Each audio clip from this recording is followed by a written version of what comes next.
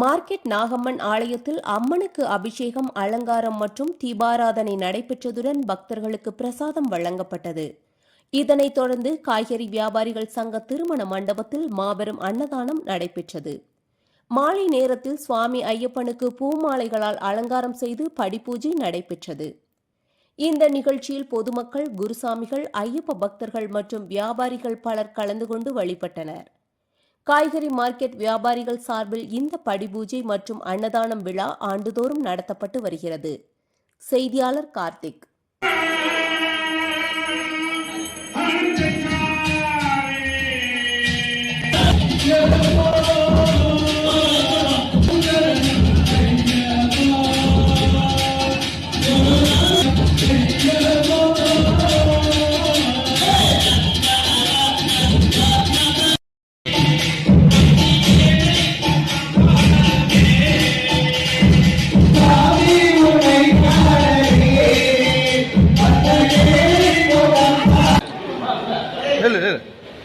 Kami berarti jam bicara.